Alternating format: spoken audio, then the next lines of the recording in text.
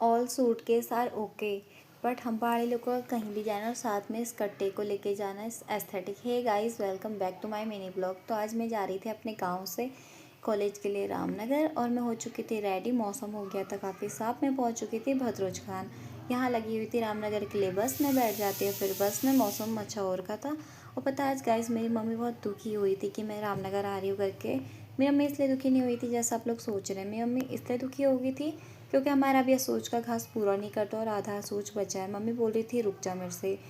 और गाइस, यहाँ पे जो आपको व्यू दिख रहा है ना, यहाँ पे जब ये बस से गुजरती है ना, यहाँ से बहुत प्यारा लगता है। उसके बाद मैं पहुँच चुकी थी सोराल।